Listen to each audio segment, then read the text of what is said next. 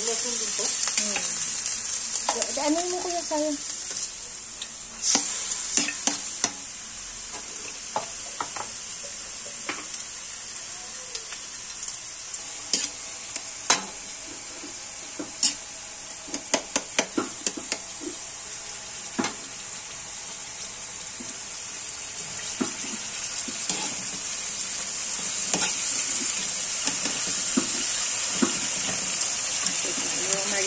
Pork chop.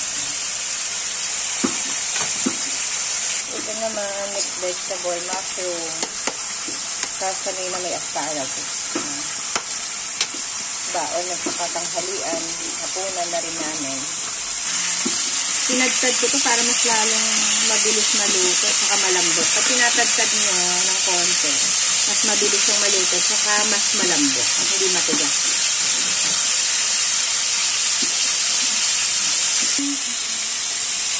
Hintay ko pa yung bell pepper na pinagwa ko ulit sa kuya. Init na naman. So, kanina nabasa ko, no, may tsunami warning tayo. No? So, wag na baliwalain yung mga ganong warning. Mati-check nyo yan nasa news. Kung kasama yung mga lugar ninyo regarding dun sa tsunami warning alert, yung mga lugar nyo. So, be ready na lang po. I-ready nyo yung mga kailangan nyo just in case po.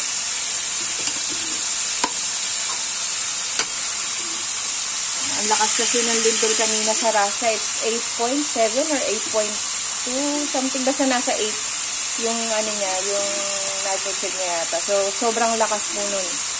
So, kaya sila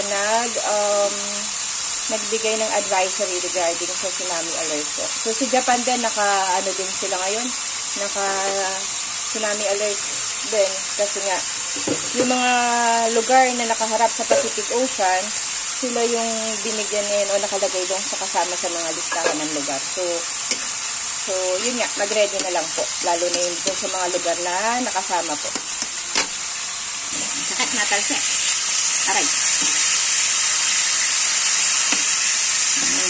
Aga ako nagluto kasi na maghahatid din ng baon ni Chelsea.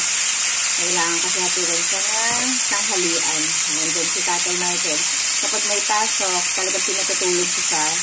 Tapos kami nila kuya ni ate, habang wala pa silang pasok sa school, sila yung katulong ko dito sa morning sa pag-aasikaso. Tapos ako yung magluluto. Minsan si kuya naghahatid ng baon o kaya si ate. Pero mas madalas si kuya. Kasi si ate nag-aasikaso sa taas, nagtutupi ng mga damit.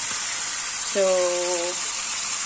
ayan, yun yung ano namin. Ay, kalalagay ko na yung last. Ito yung last. Ito. Sama ko na din bok choy. Diba? So, lahat na with greens. Diba?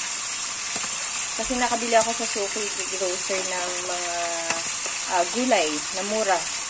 Direct to the local farmers, no? Yung mga partner ng Suki grocer. Kaya, magaganda yung ano nila. Yung repolyo lang medyo ano na. At saka yung tawag dito yung bok choy. Kaya niluto ko na ngayon kasi nag-start na sa parang yung bulok yung ilalim. Kaya, ko na.